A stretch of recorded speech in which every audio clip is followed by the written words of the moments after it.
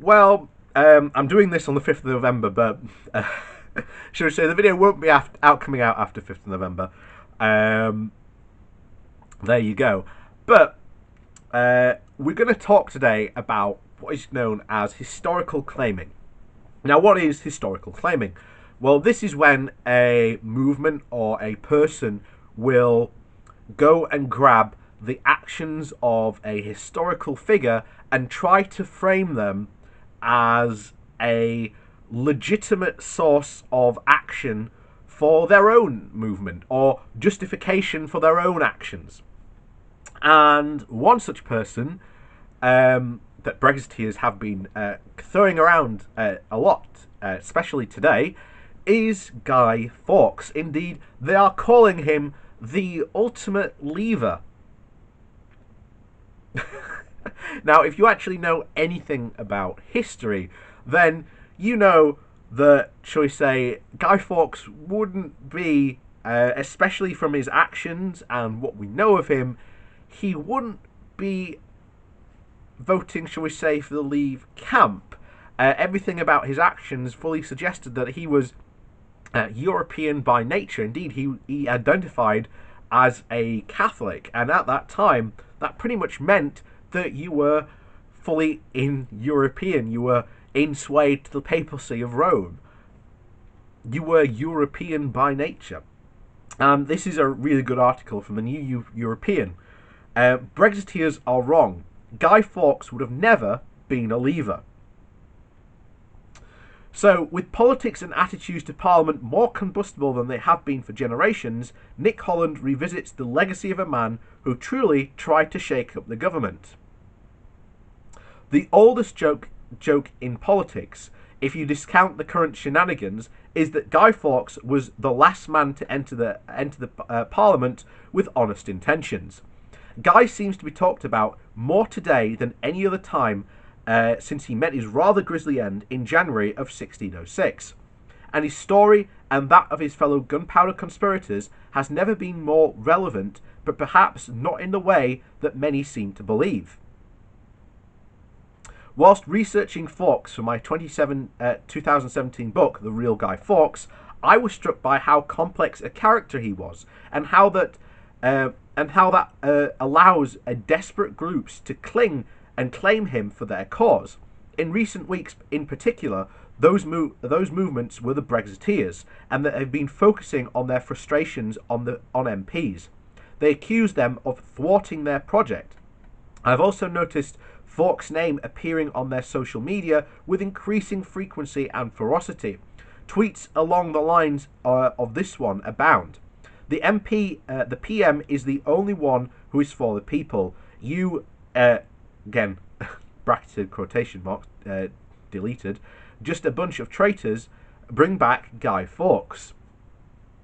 It seems that the voracious breed of Brextremists have taken Fawkes to their hearts, but if there's one thing that we can be sure of, that he would have never been a leaver. In fact, by his words and his deeds, we can adjudicate him to be a proud European, and his story has much to say about the perilous state of the country in his day and in ours. Fawkes wasn't part of the London metropolitan elite, as he was born in 1570 in York, the son of a Church of England lawyer. Nope. Oh, hang on. Go away. There we go. Yes, a man who had become notorious as a would-be Catholic terrorist was in fact born into a Protestant faith, and his background was shared by many of the 13 gunpowder plotters. They turned their backs completely on their father's beliefs, like Tudor-era Toby Young's, but without the right-wing self-pity. It is truly a curse to live in exciting times, but while many Remainers are often subjugated to ridicule by ridiculous or receive threats both valid and brazen, we don't have yet the threats that the English Catholics had to face in the turn of the 17th century. England was a deeply divided country at the time that Guy Fawkes lived, but it was a religious rather than political dogma that drove it. When Martin Luther nailed his 95 Theses to a church door in Wittenberg in 1517, he could have never have guessed the repercussions, nor how quickly his actions would change the world. It sparked a series of events that led to what is known now as the Reformation, and the formation of the Protestant faith. This was embraced by King Henry VIII of England, and even though he considered himself a Catholic to his dying day, but he was taken to the terrifying new heights by his children, Edward IV and Elizabeth I.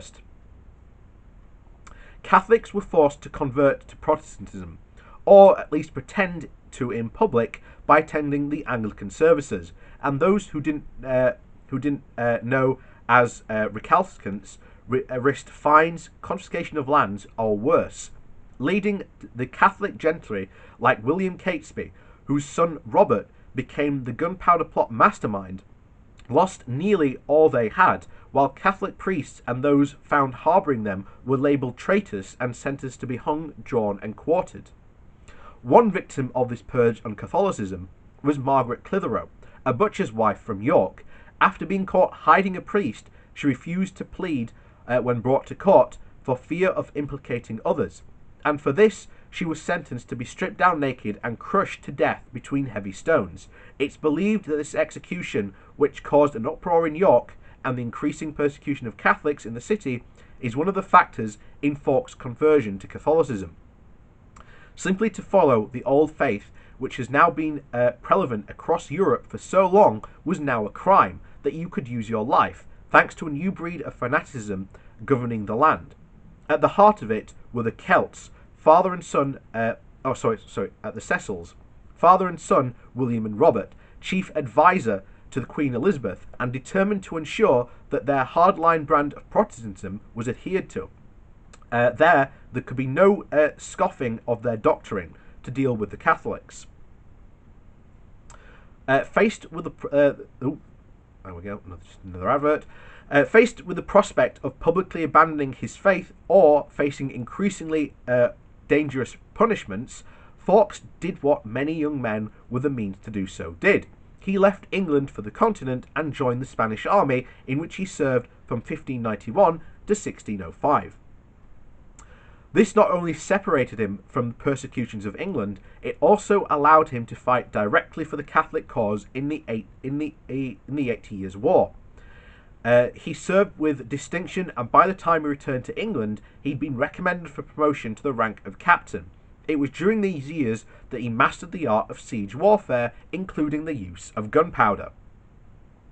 Fawkes' high standing within the army, and especially within the exiled English Catholic community in Europe, was shown by his dramatic mission of 1603. He left the battlefields of Flanders and travelled to Spain's then capital city of Vandola to meet with the King of Spain himself, Philip III. Fawkes had been sent to convince the king to launch a new invasion of England and rescue its Catholics from the Protestant fanatics. Perhaps mindful of the failure of his father's armada 15 years earlier, Philip refused to help, and Fawkes returned to his army post, and even became known as the Spanish. The event became known as the Spanish treason.